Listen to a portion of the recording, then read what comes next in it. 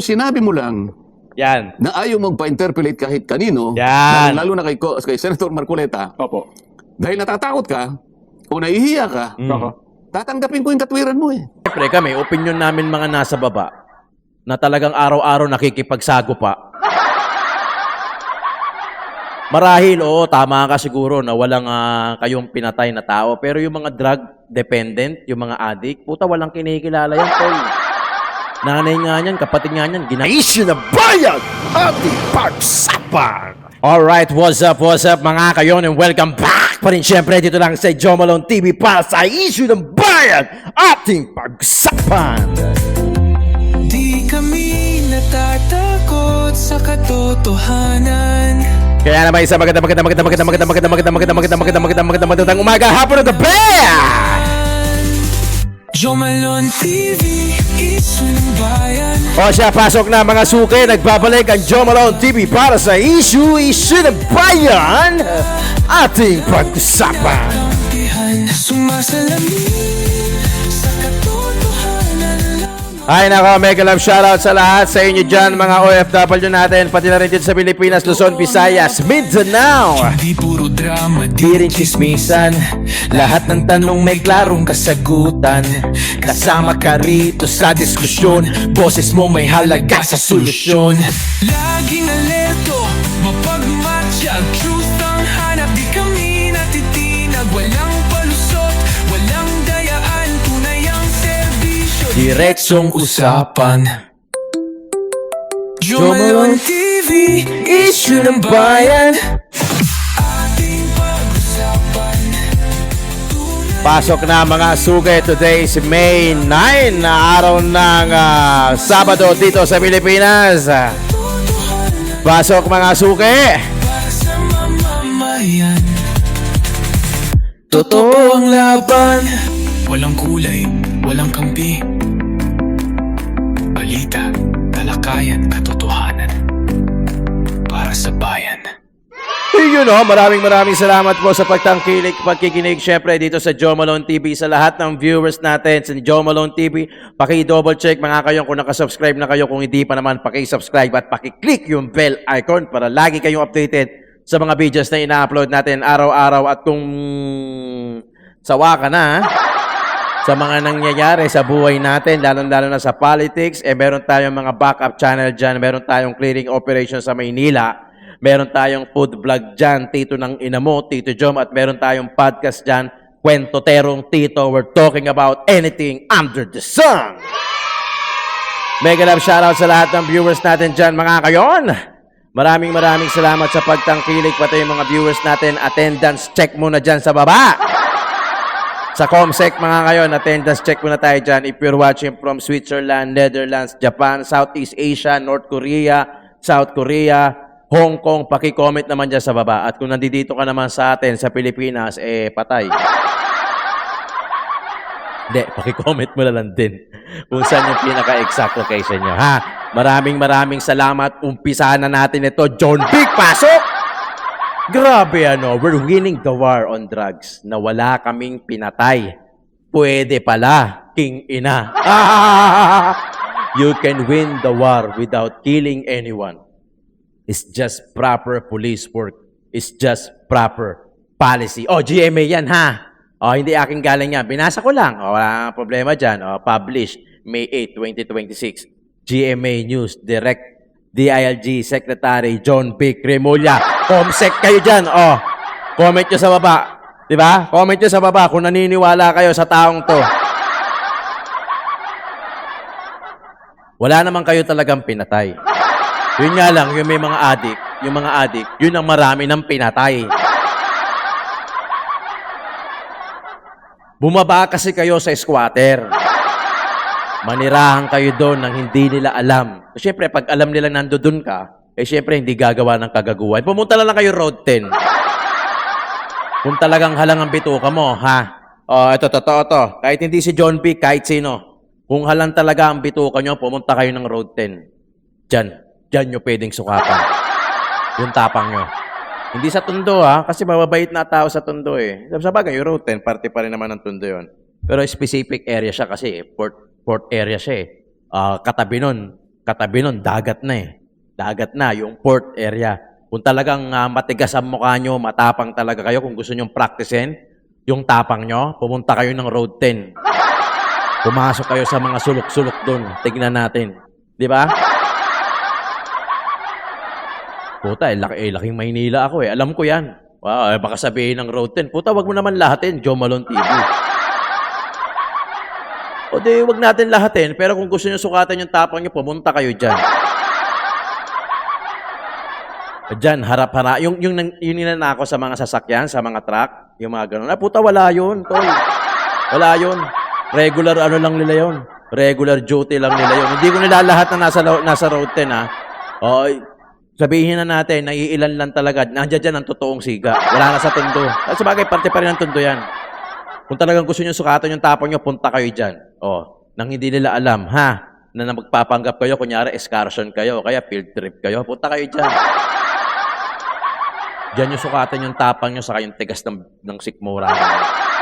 Hindi ko naman nilalahat ng tao sa Road 10, pero alam nyo naman, na mga taga-tundo, alam naman nila yan. Puta naman, oh. Huwag naman nila sabihin, saka sa Parola, saka Paseco, pumunta kang mag-isa, magsiga-sigaan ka ron, umasta ka, maglakad ka ng gumagan, pumapalay pa yung bewang mo, ay yung ano mo, kamay mo. O, tignan natin, dyan, susukatan kayo dyan. Hindi ko nilalahat ng lugar niyan, marami namang mababait dyan. O, dahil minsan napupunta din naman ako ng mag-isa dyan, nagbablog ako. Pero syempre, pili lang din. Diba? Syempre, hindi mo na may tutulak yung sarili mo sa kapamahakan. Ano ka ba? Tanga?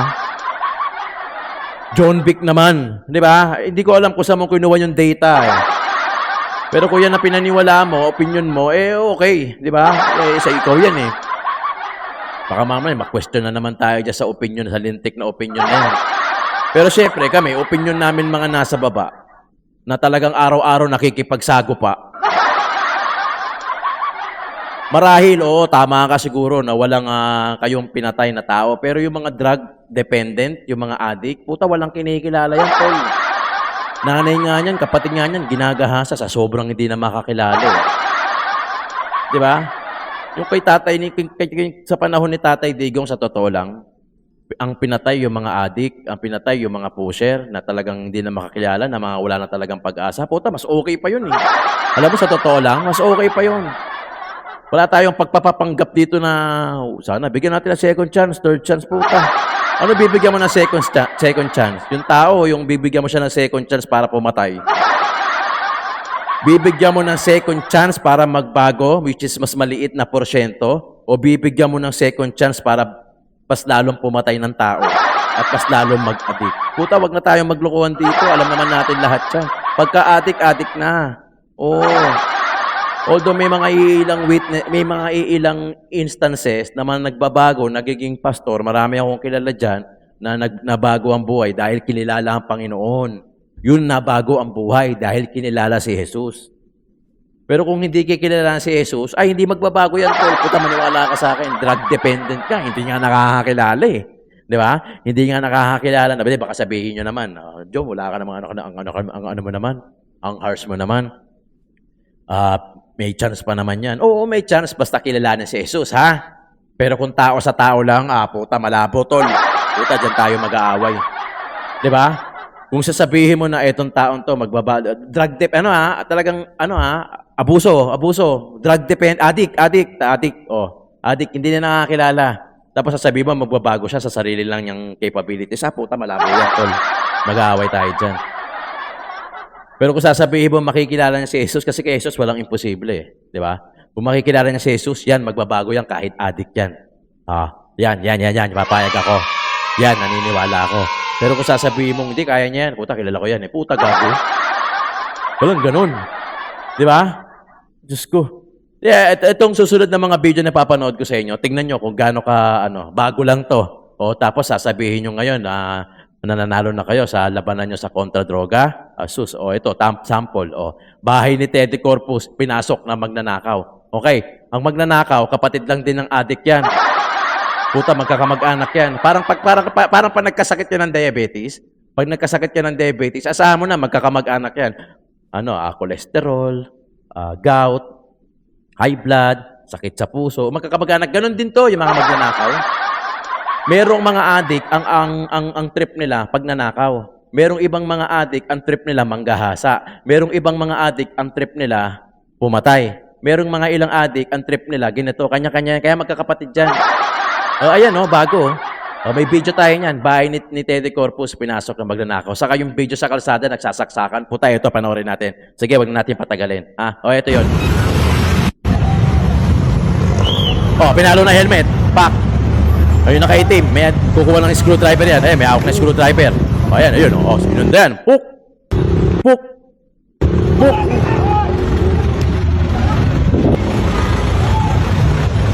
Puta, tignan nyo kung gaano kadami yung nanonood. Ayun, mga nakamotor. Ayan, Ang daming nanonood, sasakyan, may mga dumadaan pa. Puta, wala nang pakailam. Ayun, nagbibideo pa, Ayun na, lakad na. Bit-bit pa yung helmet. May mga security, May mga security.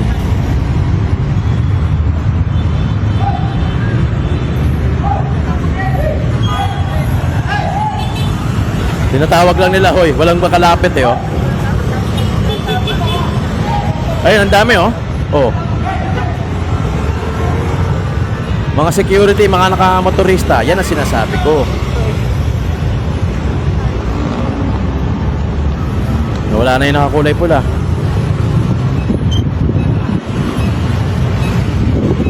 Yun na yun. Nakaupo ata dun. Di ba? Ito nakakabahala. Wala nang gustong mangialam. Wala nang gustong umawat na rin Wala nang gustong umawat, wala nang gustong tumulong, wala nang gustong sumita. Alam mo, nakakatakot, nanonormalize yung ganun klaseng sitwasyon. Paano kung ikaw yun? That's the fucking point. Diba? Hindi porket wala tayo doon sa hot seat na yon, wala ka na rin pakialam. Which is too bad kasi nanonormalize na yung ganung act. Eto pa. Bahay ni Teddy Bandang Corpus. 3:00 ng madaling araw noong linggo, inakyat ng lalaki ang balkonahe sa ikalawang palapag ng bahay ng It's Showtime host na si Teddy Corpus. Higit 90K na gamit, cash na tangay sa bahay ni Teddy Corpus. Nilalagyan ko lang ng insertion kasi ABS-CBN to malamang baka i-block na naman to. Para makapasok. Sa kuha ng CCTV sa loob ng bahay, may binuksan pang pinto ang sospek bago naglibot at naghalungkat ng mga gamit sa loob ng bahay. Natangay niya ang isang gadget, cash at mga charger. Nagpunta pa ang sospek sa unang palapag ng bahay at sinubukang buksan ang isang nakakandadong pinto. Kumbaga, sila Teddy Corpus natutulog pala sa 3rd floor. Magnanakaw din. Puta. Ewan ko kung a-agree kayo hindi kayang gawin ng normal na pag-iisip ng tao yan para umakyat ka ng bahay na may bahay at magnakaw. Puta, nakagamit yan. Nakagamit yan. Diba? Hindi pa pwedeng hindi. Ano yun? Class S? Na halimaw? Puta, nakagamit yan. Siyempre, hihiram ng tapang yan. Diba? Hihiram ng tapang yan. Nang mabigo, bumalik siya sa 2nd floor at doon dumaan palabas. Sandali siyang nanatili sa loob ng gate habang may mga dumaraang sasakyan bago tuluyang tumakas. Ayon kay Teddy, tulog sila ng kanyang pamilya sa 3rd palapag nang mangyari ang pagnanakaw. Buti nga, ganun lang. Nakaw lang ang intensyon. Hindi talaga, alam mo yon, di ba? Tumumba. Di ba? At least ganun lang. Pero mali pa rin yun. Putang ina, wag natin ikakatuwa yun. Diba? Gets na ako? Kayo, OFW. Kayo, sige. Lagi ko tinatanong, favorite ko talaga itong mga OFW ko Pasensya na doon sa mga lokal Hindi kasi ikukumpara natin Kayo dyan sa ibang bansa. Alam ko naman, may krimen naman dyan. Puta, hindi naman tayo dating tanga Alam ko may krimen dyan, pero I'm sure hindi ganito kalala. Di ba? Sige, comsec kayo dyan. Kinaumagahan na nila natuklasang na biktima sila ng akyat bahay. Pag umaga talaga, nag-gaming ako sa umaga So, ang lagi kong ginagamit, yung iPad ko. So, that time, hinanap ko yung iPad ko sa Umaga, may kumakatok sa gate namin. Ilya. Natakot ako for Rin si Deddy na ituloy ang kaso laban sa sospek na napag-alamang dati nang nakasuhan ng robbery at possession of illegal firearms noong 2018. Oh, kita mo, na dati na pala nakasuhan, pinas-forward ko kasi matagal eh. Dati na pala nakasuhan ng illegal possession of firearms, buti walang dalang baril. Eh paano kung nakakasalubong mo to, bigla kang bunutan? Siyempre, titirahin ka na yan. Sabi ko nga sa inyo, hindi normal ang pagkaiisip yan. Humiram ng tapang yan doon sa S. Diba? Alison Ko, ABS-CBN News. Ina-advance ko kasi kilala ko na to eh. Iba-block yung video na yan. Oh. Tapos sasabihin nyo, you are winning against the drugs on war ninyo. Ina nyo. Di ba? Napaka yung magnanakaw, magkakamag-anak yan. Magnanakaw, yung mga tumutumba, yung mga nag-a-addict, tapos magbebenta. Ano lang yan eh. Kumbaga, product na lang yan ng pagiging addict. Diba? Pagka-addict ka, pipili ka na ng may specialization mo. Tumutumba ka, nagnanakaw ka, nagbebenta ka, di ba? Pero ang root mo, addict ka. Puta, wag nyo nang pilitin magbago yung mga yan. Dahil yan, yung pagiging addict ng mga yan, choice nila yan sa buhay nila. Puta, yan na kasi ang hirap sa inyo. Pagka-addict eh, puta, inaalagaan nyo, ginagawa nyo dagang kosta eh. Huwag niyong gawin dagang kosta yan. Oo, may mga addict na nagbabago. Puta, pero choice nila yon pare. Putang ina. Ako kahit kailan hindi ako tumikim. Kasi choice ko yun. Dahil nakita ko kung ano yung pwede kong maging outcome pag ginawa ko yun. Kaya choice kong hindi tumikim. Kaya yung mga yan, puta, hindi aksidente yan. Puta, paano ka nagsimula? Puta, aksidente, nakatira ako ng tapos tuloy-tuloy na. Ano, gago? Walang ganun, puking ina. Choice nila yan. Tapos, hanggang sa maging lumala, choice pa rin nila yan. Ngayon, kung pipili sila ng specialization nila, choice nila yan. Ano addict ka? Oh, ako din, addict ako. Ano specialization niya? Tumutumba ako, pare. Ikaw ba anong specialization mo? Magnanakaw. Puta, lahat na inakyat ko. First floor, second floor, third floor. Ikaw, ikaw, may tropa sila. Anong specialization? Siyempre, gusto kong mayaman. Business-minded ako eh. Pero addict ako. Ano ginawa mo? Pusher, pare. Nagbebenta ako. Para yumaman ako. Di ba? Pipili lang ng specialization niya mga baka ng inang yan. Tapos sasabihin nyo na nanalo na tayo sa drug on war nang walang pinapatay. Oo. Wala kayong pinatay. Marahil siguro yan. Tama yan. Pero huwag nyo sasabihin na nanalo na kayo. Dahil unang-una, kung mananalo na kayo, hayaan nyo na yung tao ang maging resibo ninyo.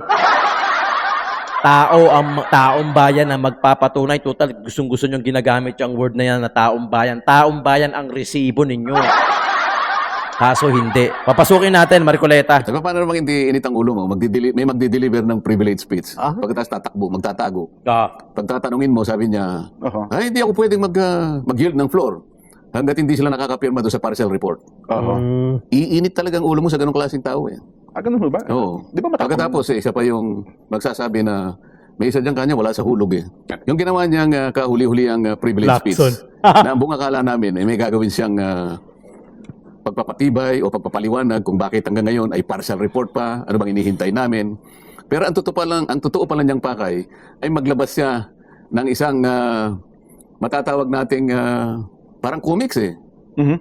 Meron daw PowerPoint presentation. Pero Kong Marcoleta 500.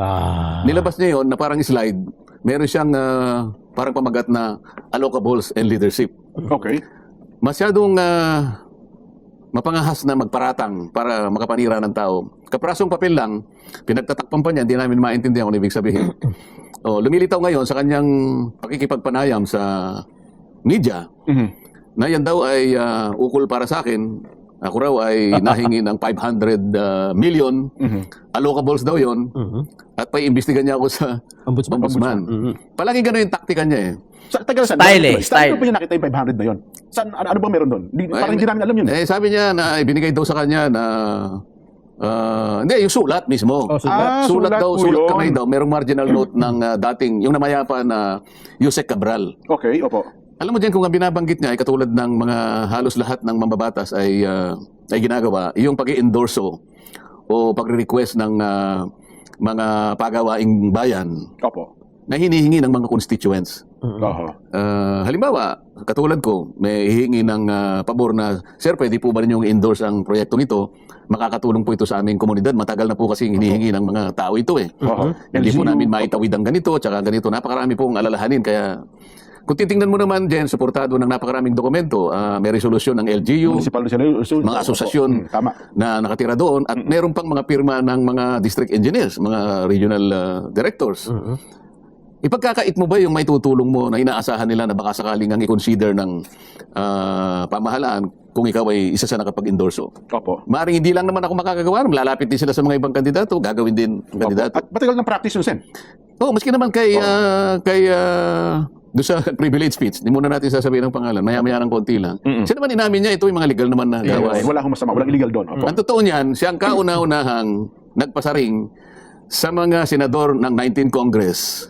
Ano ba yun? Nagsisimula pa lang kami noon eh. Naalala ko, pinasaringan niya yung mga senador ng 19th Congress. Wala pa ako doon dahil papasok ako 20th Congress na eh. Yes po.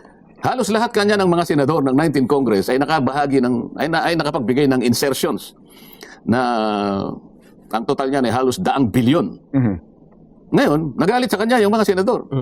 Ay, opo. Natatandaan ko. Sabi siguro nila, ano naman ang masama kung halimbawa nakapag-suggest kami, nakapag-request kami, nakapag-endorse kami sang-ayon sa pakiusap ng ating mga constituents.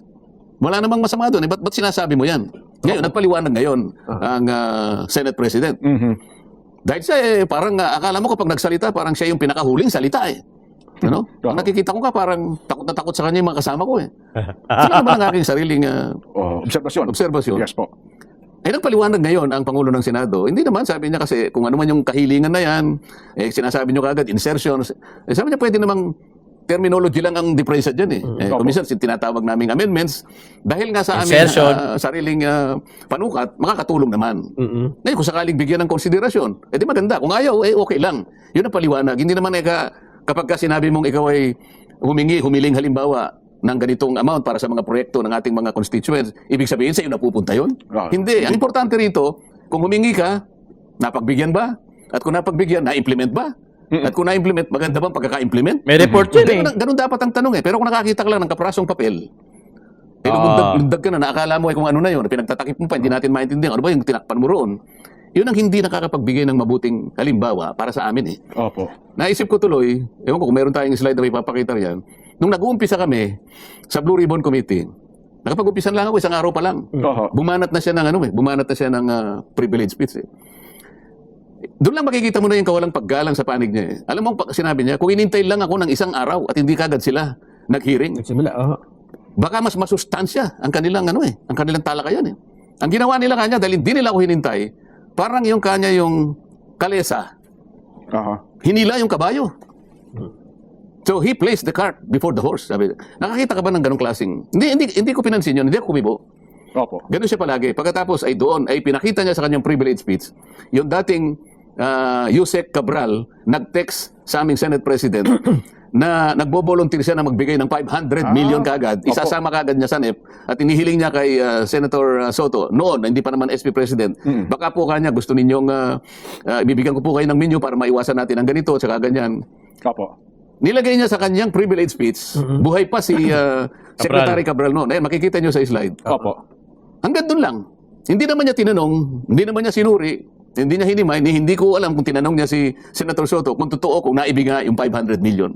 At lalo na, wala siyang sinabi na dalhin muna sa ombudsman niya. Bakit nakakita ng papel na halimbawa endorsement, ako tingin ko endorsement yun eh. Tingin ko nakiusap ako na pwede kayang pagbigyan ito kasi maliwanag naman na merong supporting documents. So, inihiling ko po na ini-endorse ko na baka pwede niyong i-consider. Opo. Ganyan palagi ang taktika niya. Bakit yun hindi niya sinuri? Ba't hindi niya tinuntun? Hinayaan niya lang. Bakit ako ang gusto ko lang naman ay tulungan siya na makumpleto kagad yung report ng Blue Ribbon sapagkat ito ang nag-uumigting na katanungan ng ating mga mamamayan. Nasa kalagayang ninakawan, nilimas ang gagamitin para sa kanila. Halos pati ang kinabukasan ay nawala na dahil sa malaganap at pinakamalaking pagnanakaw sa kasaysayan ng ating bansa.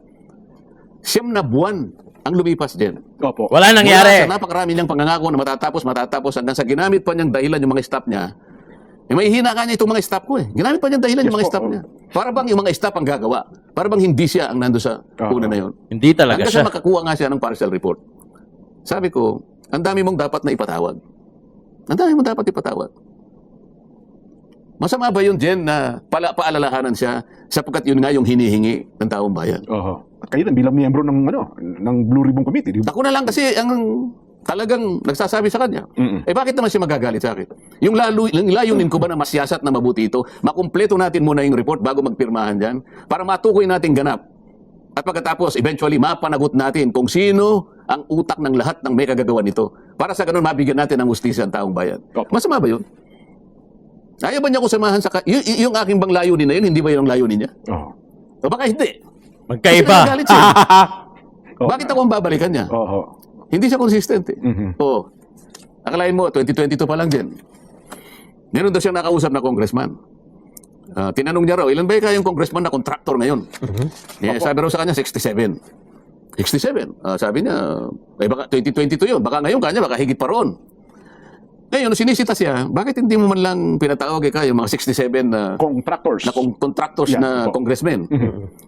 Sabi niya, wala naman ako listahan eh. Sinabi lang sa akin nung nakausap kong congressman. May Ganun siya nagsabi eh. lang daw sa kanya. Opo. oo. Mahilig siya sa sabi-sabi. Oo. Eh sabi niya, magaling siyang investigador eh. Chismoso rin, ano? Nakausap mo na pala yung kaibigan mong congressman at sinabi niya sa'yo, meron siyang kilalang 67 na contractors na congressmen na kung saan yung mga proyekto nila, sila mismo ang nag-i-implement. Ba't di mo pa kinuha yung listahan? Oo nga. Ba't di mo pa kinuha yung pangalan? Oo. Ano ang gusto mong palabasin? Mhm. Talagang ayaw mo talaga eh. Pagka congressman, ayaw mong tuntunin. Yes. Nasaan ang consistency rito? Yes. Bakit sasabihin niya? Oh, alam mo na, budol ka. Budol ka, Ping. Kanya si Senator Marcoleta, nawala sa hulog eh. Oo, Yung opo. nung gano'n siya, nung nagpa-interview siya. Hindi ko maintindihan kung bakit niya sinabi yun.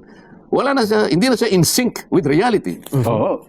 Yun ho ang kanyang binabanggit. Akalain mo kanya, sinabi ko na nga na ayaw kong magpa-interpolate dahil nga ang gusto ko bago ako mag-yield ng floor Ipumaba ay muna. makumpleto muna yung signature na gusto ko. Na kinakailangan makapirma yung majority. Mhm. Akalain mo tumayo pa? Madalas ganyan eh, sabi niya. Ang sabi ko naman kako, kung sinabi mo lang Yan. na ayaw magpa-interpolate kahit kanino, Yan. lalo na kay Senator Marcoleta, Opo. dahil natatakot ka o nahihiya ka, Oo. tatanggapin ko yung katwiran mo eh. Oo. Eh, ba't kita pipilitin? Ayaw mo nga eh. Correct. Baka nga naman takot ka. At alam ko, takot na takot ka talaga. Either pupunta ka sa lounge natin, pupunta Takot ka, Ping. Takot ka kay Marcoleta. sa opisina mo, nandun ka naman eh, nakikinig ka naman eh. Mhm. Pero wag mong gagamitin na dahilan Yes. na kailangan naming pumirma muna. Yes. Sino ba yung wala sa hulog ngayon? Nakakita ka ba partial report, papipirmahin mo kami? Bakit? Partial report po ay hindi kumpleto. Opo. Kaya gusto ko, ikumpleto mo muna para makita natin, kapag ka maganda na, at sang-ayon naman sa mga nangyari, sa dami ng mga taong kinausap natin, bakit hindi kami pipirma? Mhm. Alam mo, sa akin, Jen, Huli ka, Nelson, Balbon. trap yun eh. Yes. Bait lang yun. Oo. Sino makakapigil sa'yo, alimbawa? Kunwari ikaw alam mo, ayaw ko na siyang tawagin na Senator Lacson. Bakit po? Tatawagin ko na lang siyang Ping mula ngayon. Alam mo kung bakit? Ping, ping. Palagi niya sinasabi, yung interparliamentary courtesy. Opo. At palagi ko naman pinaliliwanag ang parliamentary courtesy, kinapapalooban ng dalawang chamber ng legislature. Ito yung House of Representatives at saka yung Senate. Senate. Oo. Sabi niya, tingnan mo, wala talaga sa sahulog eh. Sinabi ko na nga sa kanya, sabi niya, this is the time-honored tradition. Yes po. Tama. Oo. Di ba? Sinabi po niya yan. Oo. Eh bakit ba hindi niya maintindihan yun? Sabi niya ganun. Ang sabi ko, paano natin igagalang pa yung tradition na yun? Hinihingi na ng pagkakataon na ipatawag mo na. Yes. Kasi sila yung nasasangkot dito eh. Lahat na ng mga ebidensya na tinutumbok sa sworn statement ng napakaraming tao, sila na ang tinutuntun. Aha. Bakit? Kung sila ba'y pinatawag natin para matanong man lang natin alang-alang sa pangangailangan ng taong bayan na makilala na kung sino talagang salarin, kawalan ba ng paggalang yun? Sino ba yung gusto mong igalang talaga? Yung taong bayan? Yes. O yung itinuturo ng maraming mga dokumento? Ibig ko sabihin, Jen, Nelson, ang pagkagalangan nandun talaga eh. Ngunit kung minsan, ilalagay mo na rin sa ayos eh. Sasabihin ko lang, mawalang galang na, Jen. Mawalang galang na, Congressman Nelson. Ito naman, hinihingi na ng pagkakataon. Palagi ko na maintindihan nyo naman ako. Kasi napakarami pong dokumento na tumutukoy sa inyo. Gusto kong maimbita naman kayo para matanong lang ng mga ilang bagay. Ayun. Oo. Sa tingin ko naman, hindi ka wala ng paggalang yun eh. Ayun naman. Okay? Ngayon, kung ayaw ninyo, hinihingi na pa rin ng pagkakataon isasabihin ako na kayo, kinakailangan na yun eh. Oo. Kasi mas importante ang kahilingan ng taong bayan sapagkat sila talaga ang pinakamataas na kapangyarihan sa ating bansa. Sila ang pinagmumulan ng kapangyarihan. Kaya nandyan ang nanunungkulan dahil sa kanila. Silang naglagay dyan. Yes po. Ngayon, bakit ko sasabihin, ayoko na siyang tawagin Senator Lacson. Mhm. Siya yung unang hindi gumagalang eh. Yes. Uunahin mo bang igalang yung kapitbahay natin, sabi ko nga. Samantalang tayo bilang membro ng isang pamilya dito sa bulwagang ito, hindi mo man lang kayang gumalang. Nakakita ka lang Bastos ka. ng prasong papel. Bastos ka. Hindi Sasabihin ka mo na gumagalang. Kinakailangan dali sa ombudsman para, May imbestigahan na kagad, oh. paano? Halimbawa lang naman to, Nelson. Halimbawa, sa Lunes, bibigyan ko siya ng kaprasong papel. Opo. Kaprasong papel, ngunit naglalaman ng isang Death note. isang validated na impormasyon na yung aming Senate President ay humiling din ng mga projects. Oho. At ito ay validated sapagkat galing ito sa DPWH. Aha, opo. Oo. Hindi lang basta Hindi sulat kamay hindi to. 500 hindi sulat ka talagang pirmado, formal ano to eh. Oo, request. Merong covering letter na galing sa DPWH at naka-attach yung kahilingan ng aming Senate President. Hindi 500 million, 3.5 billion. Wow, ang laki. Mangangako ba siya na kagyat siyang tatawag ng press con para sabihin niya, kailangan ito daling kagad sa ombudsman. Oho. Bakit ganun ang style niya? Oo. Pero yung kahilingan nila, walang masama dun, ha? Wala. Sabi ko nga, Oo. sa buhay ng Isang senador. isang mga congressman. senador at saka sa mga congressmen, karaniwan na yung hihilingin sa'yo na paki-endorse niyo po ito. Opo. Matagal na po kasi ito, hinihiling namin. Ang laki pong tulong nito sa aming komunidad eh. O, cut na natin. Baka po, kung kayo Diba?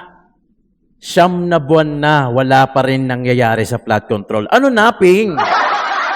Puta, hirap na hirap ba kayo? Baka hirap na hirap eh. Hinihirap na hirap kasi di makakalimutan kaagad ng tao eh. Di ba? Alam niyo yung yung nangyari sa PGMNN? Yung Peanut Gallery. Puta, I'm sorry pero hindi ako naniniwala dyan. Hindi ako naniniwala dyan. Para sa akin, script yan. Paingay yan. Pang-convert ng issue. Hindi maalis yung issue sa flood control. Ang galing ni Marcoleta eh.